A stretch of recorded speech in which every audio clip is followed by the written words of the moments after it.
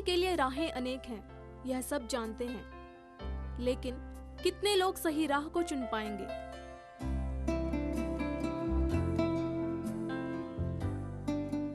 गुलाब के फूल को तोड़कर सिर में लगाना तो आसान है, लेकिन इसके पीछे कांटे भी होते हैं जिन्हें हटाना आवश्यक होता है। आजकल की स्त्रियों की यही परिस्थिति है।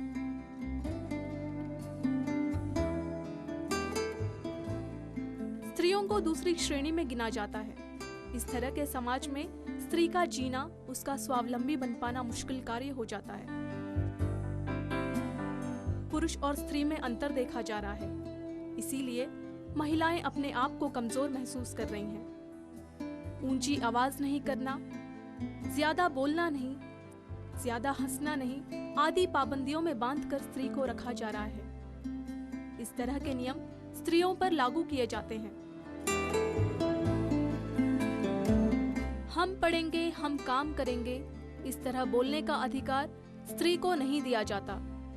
जिस समाज में पुरुषों का अधिकार चलता है, वहां स्त्री को किसी तरह से स्वतंत्रता मिलना असंभव लगता है। छोटी आयु में विवाह करना, घर में पकाने के लिए सीमित करना, बच्चों को जन्म देना, पति की बात को मानना, बस यही नारी का जीवन है।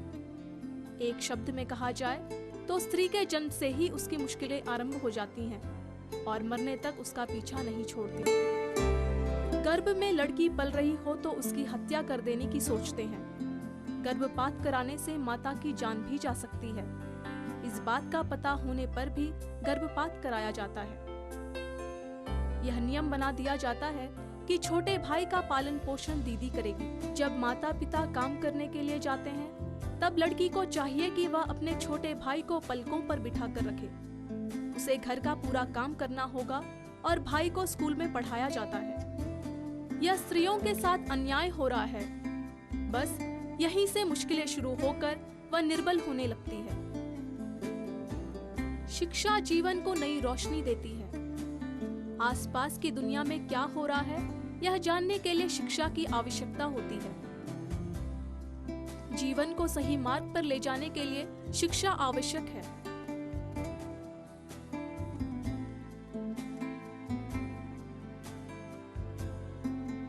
वह समझते हैं कि अगर लड़की पाठशाला चली गई तो छोटे भाई को कौन संभालेगा। वह मानते हैं कि यदि लड़का पढ़ेगा तो घर के लिए कुछ पैसे कमा कर लाएगा, लेकिन लड़की तो ससुराल जाएगी। इस तरह की सोच उनमें पैदा हो गई है। मगर लड़के को कॉन्वेंट स्कूल में पढ़ाया जा रहा है, लेकिन गलती से लड़की को सरकारी पाठशाला में दाखिला मिलता है, तब भी उसकी पढ़ाई रोक दी जाती है। यदि पहली कक्षा में 100 लड़कियां होंगी तो अगली कक्षा में उनकी संख्या 40 तक ही सीमित हो जाती है। इस तरह 10वीं कक्षा में संख्या 20 और आगे की पढ़ाई में उनकी संख्या 5 तक हो जाती है।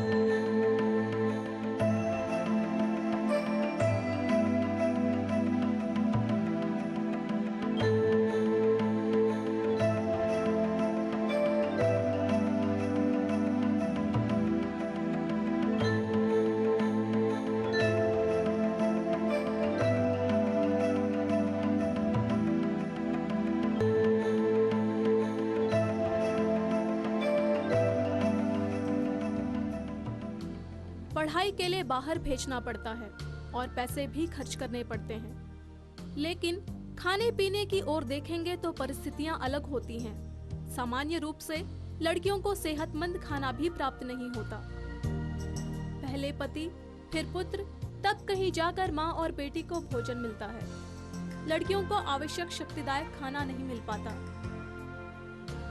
आहार अधूरा मिलने के कारण रक्त की कमी हो जाती है और आयरन का लोप हो जाता है। इसके कारण बच्चे के जन्म के उपरांत स्त्रियों की जान जा रही है।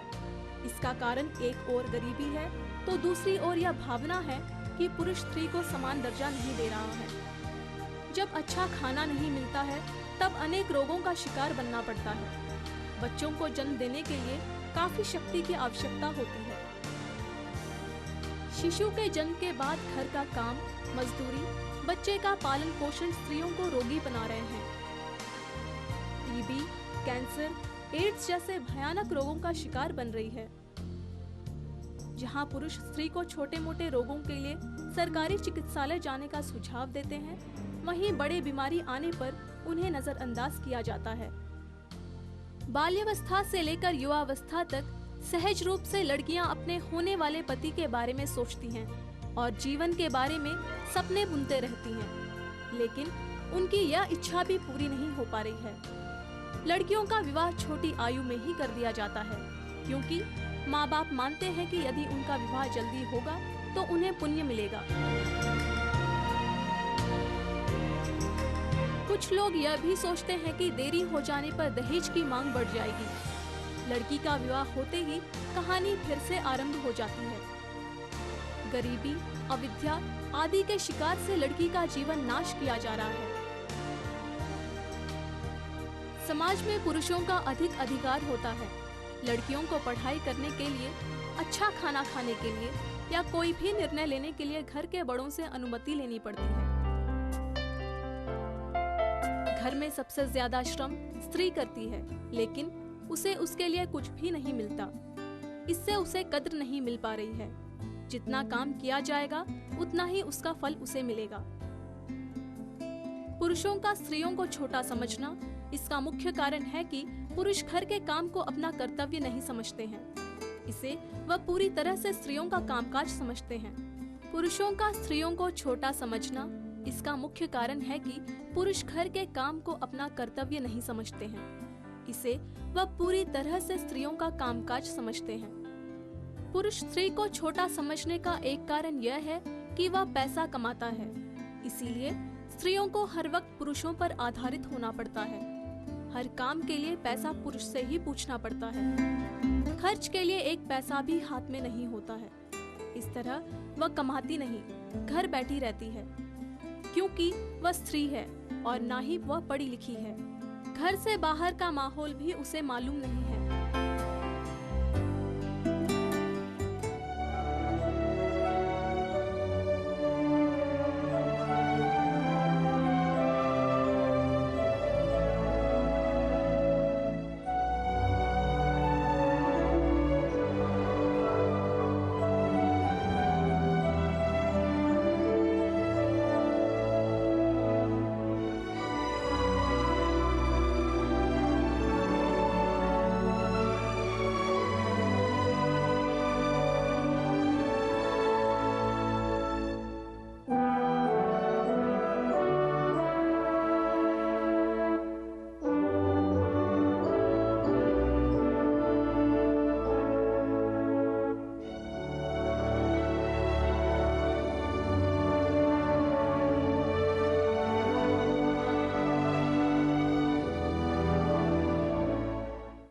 समय हमेशा एक जैसा नहीं रहता और जमाना बदल गया है।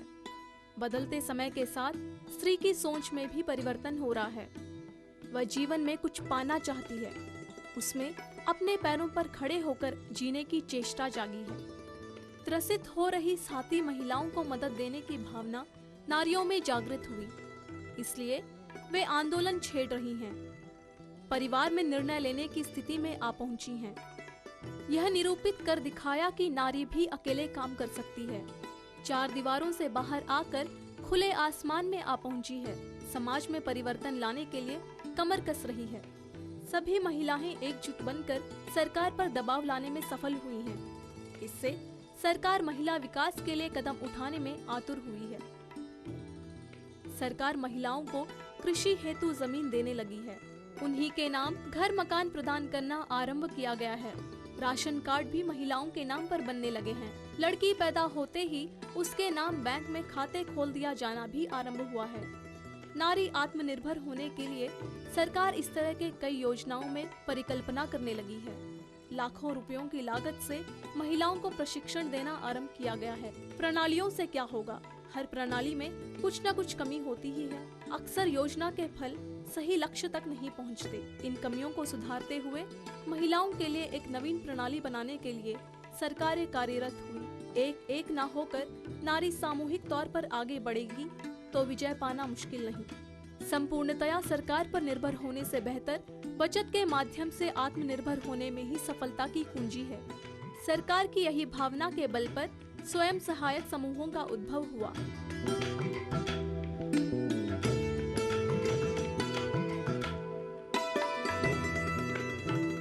गरीबों में गरीब महिला की भी सहायता करने के उद्देश्य से स्वयं सहायक समूहों की स्थापना में ही सभी समस्याओं का समाधान है। कारण है कि इस मार्ग के जरिए गरीबी का अंत किया जा सकता है। गरीबी का अंत अर्थात महिलाओं का विकास है। जिस तरह एक एक बूंद मिलकर सागर बनता है, ठीक उसी तरह एक एक नारी हर दिन एक एक रुपया जमा करेगी तो राशि महीनों और सालों में लाखों करोड़ों रुपयों में परिवर्तित हो जाएगी। इन्हीं राशि से महिलाएं ऋण लेकर काम धंधा कर सकती हैं। इससे पारिवारिक आर्थिक क्षमता बढ़ेगी और समाज में विकास होगा।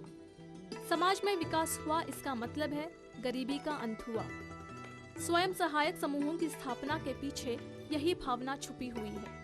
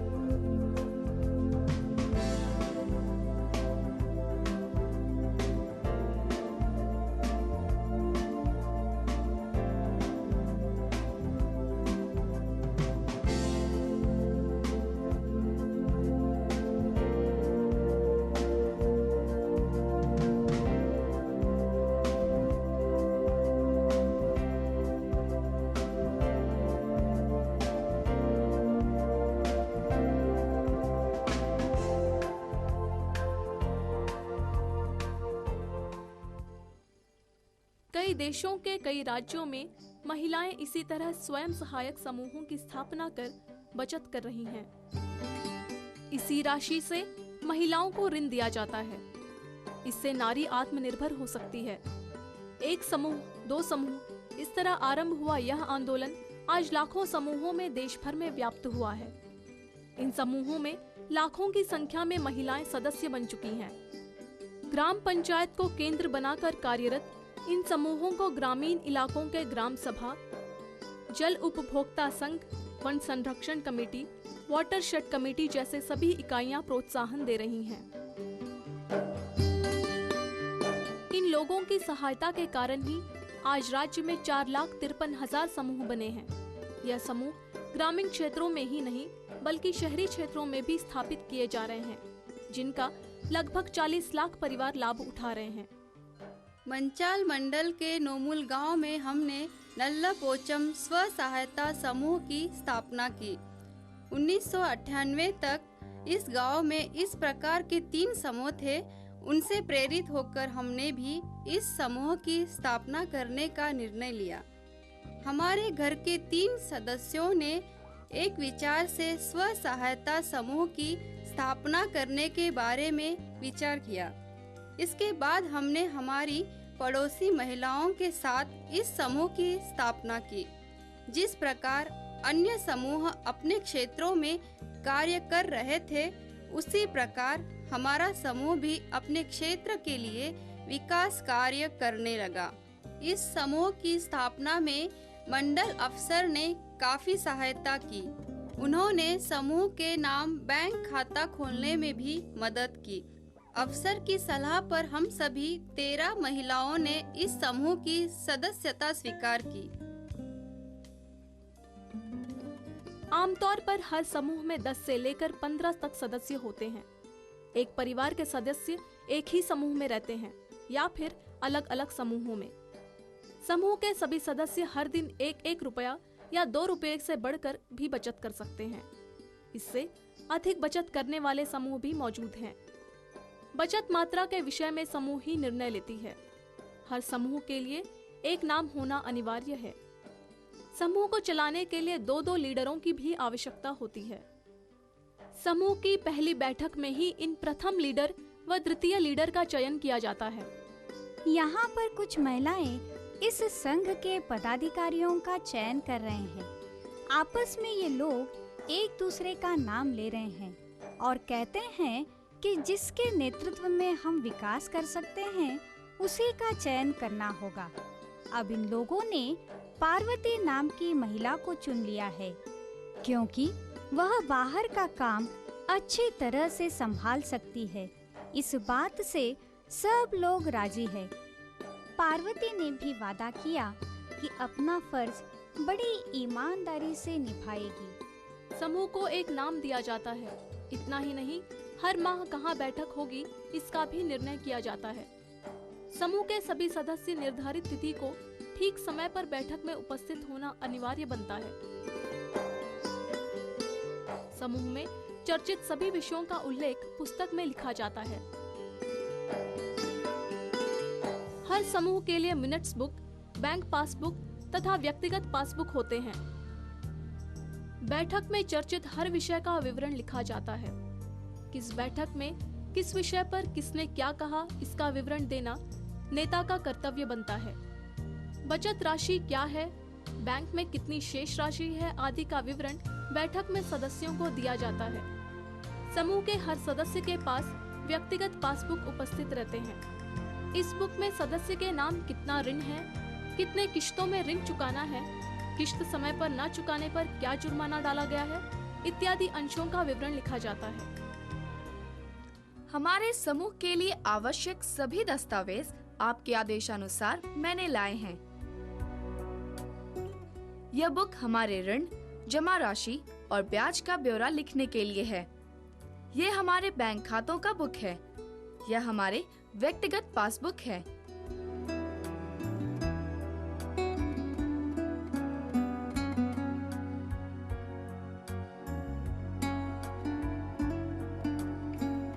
यह पूरे समूह के लिए अलग बुक है और ये है हमारा मिनट्स बुक। इसमें हमारे सभी निर्णयों का लेखा जोखा लिखा जाता है। यह हमारे बैंक खातों का बुक है। इसमें हमारे समूह के नगद लेन देन का लेखा जोखा लिखा जाता है। इसमें हमारे समूह के पदाधिकारियों के नाम, समूह की स्थापना तिथि और जमा राशि आदि का विवरण लिखा गया है। और ये है हमारे व्यक्तिगत पासबुक। इसमें सदस्यों की ऋण राशि, जमा राशि, ब्याज और जुर्माने का विवरण लिखा जाता है। यह पासबुक समूह के सदस्यों के पास ही रहेंगे। यह है हमारे बैठकों के विवरण संबंधी मिनट्स बुक। इसमें हमारे निर्णय आदि तिथि के अनुसार लिखे जाते हैं। और यह बुक है हमारे समूचे समूह का ऋण आदि विवरण लिखने के लिए। समूह का आय व्यय आदि संबंधी विवरण इसमें तिथि के साथ लिखा जाता है। इसमें पारदर्शिता बरती जाती है। आमतौर पर समूह में पढ़ी लिखी महिला को बुक कीपर के रूप में नियुक्त करते हैं। वह समय समय पर संपन्न विषयों का विवरण पुस्तकों में लिखकर रखती है। इन समूहों में एक और विशेषता भी है। वह है समूह के सभी सदस्य महिलाओं को पुस्तक में अपना नाम लिखना होता है। इस हेतु उन्हें नाम लिखना व हस्ताक्षर करना सिखाया जाता है।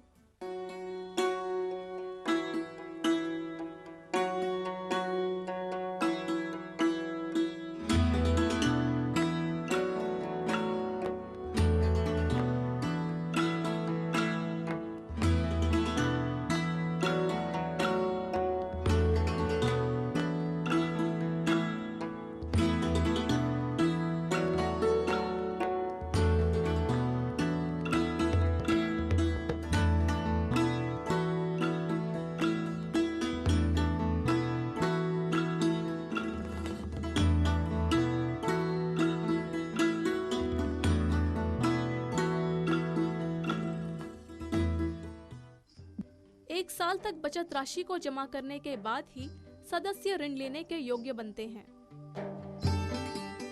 ऋण राशि से पशुओं को खरीदना, कृषि में खर्च करना, दुकान आदि खोलना या फिर पति के काम धंधों में सहायक राशि के रूप में खर्च कर आर्थिक प्रगति को प्राप्त करते हैं।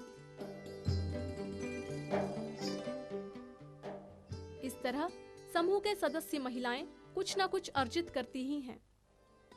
समूह की सदस्य बनने के बाद में मैंने इसके माध्यम से ऋण लिया। मेरे पति खेतीबाड़ी करते हैं। मैंने ऋण राशि से एक भैंस खरीदी है। इसके अलावा दूध बेचने के लिए हमने एक होटल शुरू किया है। इससे होने वाली आमदनी से हम बच्चों की पढ़ाई और परवरिश कर रहे हैं। इससे हमारी सभी परेशानियां खत्म हो गई है। मेरा नाम दीपाली है और मैं चंदना समूह की सदस्य हूँ। इन लोगों से प्रेरित होकर मैंने भी एक स्व सहायता समूह की स्थापना की। मैं पढ़ाई कर रही थी। हमारे समूह को ऋण मिलने के बाद मैंने उनसे ऋण लिया है। इससे मैं साड़ियों पर पेंटिंग, एम्ब्रॉयडरी कर वह साड़ियाँ बेच रही हूँ। इससे मुझे आमदनी होने लगी है। ऋण चुकाने के बाद भी मेरे पास कुछ पैसे बचे, जिससे मैंने सिलाई की एक मशीन खरीद ली है। अब मैं आत्मनिर्भर बन चुकी हूँ। मैं सोचती थी कि हर महीना 30 रुपयों की बचत से क्या हो सकता है। मैं 4% की दर पर कर्ज लेकर होटल चला रही थी। इस समूह की सदस्य बनने के बाद मैंने इससे ऋण लिया है। उससे मुझे काफी फायदा हुआ। ऋण चुकाने के बाद मैंने 20,000 रुपयों का फिर एक और कर्ज लिया। अब मैं सभी परेशानियों से बाहर आ चुकी हूँ। मैं अपनी 3 बेटियों की पढ़ाई कर रही हूँ और आत्मनिर्भर बन गई हूँ। रिवॉल्विंग फंड राशि आदि मिलता है तो उस राशि से साड़ियों पर प्रिंटिंग करना, प्राकृतिक उर्वर बनाना या अचार आदि बनाने जैसे स्वरोजगार क्षेत्रों में लागत राशि के रूप में रखकर महिलाएं विकास की राह पर चल रही हैं। समूह की बचत को आधार बनाकर यह रिवॉल्विंग फंड दिया जाता है। सदस्य महिलाएं इस राशि को समान रूप में बांट लेती हैं या फिर सब मिलकर एक ही व्यापार में लागत राशि के रूप में व्यय करते हैं। यह समूह में भिन्न होता है। इस तरह मिली राशि से आज भारतीय नारी लगभग 240 भिन्न उत्पादनों को बना रही है और देश विदेशों में उन्हें बेच रही है। महिलाओं की इस प्रगति को देखकर आर्थिक संस्थाएं स्वयं आगे आकर इन समूहों को आर्थिक सहायता प्रदान कर रही हैं। सरकारी क्षेत्र के बैंक तथा महिला बैंक इन आर्थिक संस्थाओं की सूची में आगे हैं।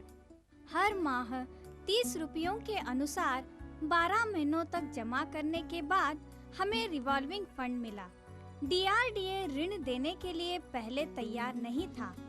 हर महीने बैठकों का नियमित रूप से आयोजन करने और सही समय पर ऋण चुकाने के बावजूद हमारे समूह को ऋण क्यों नहीं दिया जाता, यह सवाल हमने उनसे पूछा। 18 महीनों के बाद हमें रिवॉल्विंग फंड प्रदान किया गया। उसमें से मुझे 10,000 रुपयों का ऋण दिया गया। रिवॉल्विंग फंड तथा ऋण राशि हमने सभी में बांट ली है। सही समय पर उसकी वापसी भी की गई है। फिर आवेदन करने के बाद हमारे समूह के पदाधिकारियों से 50,000 रुपयों का ऋण देने की मांग की। 10,000 रुपयों से बढ़कर एक साथ 50,000 रुपयों का ऋण देने के लिए वे तैयार नहीं थे, लेकिन ऋण की अदायगी समय पर करने का हमने आश्वासन देने के बाद उन्होंने ऋण मंजूर किया।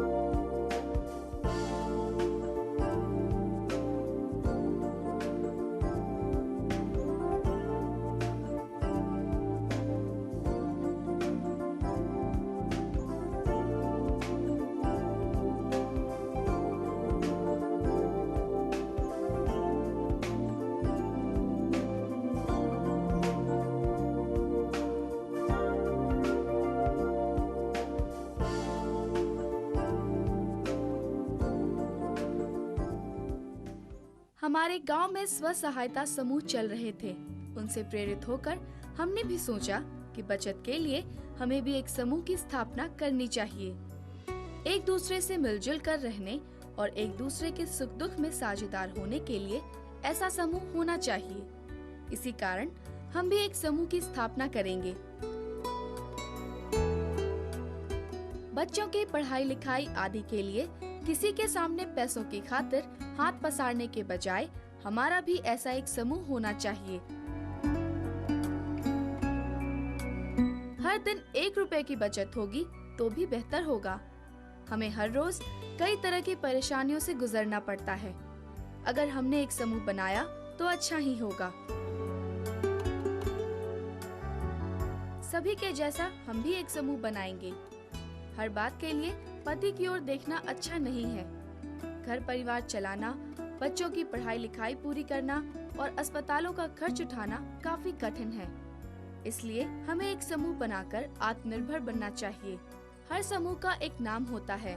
हमें भी अपने समूह के लिए एक नाम तय करना होगा। इसके लिए हम नाम शिवलिंगम समूह रखेंगे। यही नाम रखना अच्छा होगा। समूह बनने के बाद हर महीने बैंक में पैसे जमा करने के लिए एक पदाधिकारी होना चाहिए जो थोड़ा बहुत पढ़ा लिखा हो। खाता बुक में सभी का लेखा जोखा लिखना चाहिए। समूह के सदस्यों में से किसी एक का नाम लीजिए। मैं चंद्रकला का नाम प्रस्तावित करती हूँ। यह पढ़ी लिखी है। आपका क्या कहना है? हाँ, चंद्रकला पढ़ी लिखी है। यह काम वह कर सकेगी। मेरे विचार से वह ठीक ही है। चंद्रकला को ही रखेंगे। मुझे आपका निर्णय मंजूर है। आप हर महीने की राशि वसूल कर लीजिए। मैं वह बैंक में जमा करूंगी। उसके लिए मैं कोई भी अतिरिक्त राशि नहीं लूंगी। मैं इस पद के लिए तैयार हूँ। हमने चंद्रकला दीदी का चयन किया है। उनकी अनुपस्थिति में यह काम करने के लिए हमें एक और सदस्य का चयन करना है। अब हमारा एक समूह बन गया है। इसे एक नाम भी दिया गया है। पदाधिकारियों का चयन भी हो गया है। अब इसका विवरण हमें बुक में लिखना है। हमारी मासिक राशि जमा करने आदि की जिम्मेदारी उन्हें स्वीकार है। यह मात्र कहने से नहीं चलेगा। अब हमें लिखित रूप से इसे स्थायी करना है। मैंने जो कुछ भी लिखा है वह पढ़कर सुनाती हूँ। गांव अलमपुर, समूह का नाम है शिवलिंगम बचत समूह। प्रथम पदाधिकारी अकुला चंद्रकला, द्वितीय पदाधिकारी कावली परिजात। मैंने यह भी लिखा है कि चयनित पदाधिकारी सभी नियमों का पालन करेंगी और हम भी उनकी सहायता करेंगे। इसमें हम सभी हस्ताक्षर करते हैं।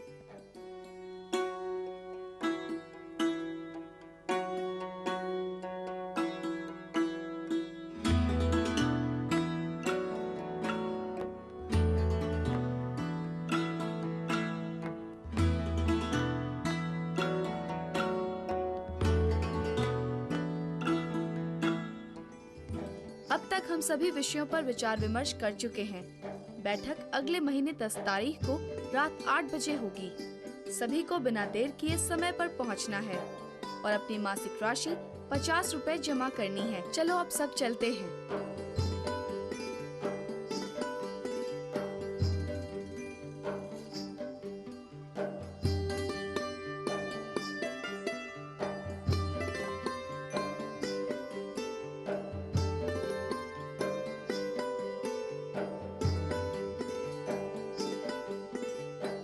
अब हमारी बैठक शुरू होती है।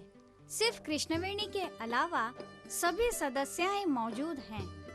5-10 मिनट उनका इंतजार करेंगे। नहीं आई तो बैठक शुरू कर देंगे। एक के लिए इंतजार करना अच्छा नहीं होता। देर के लिए उन पर जुर्माना लगाएंगे। समय हो रहा है। अब हम सभा शुरू कर देंगे।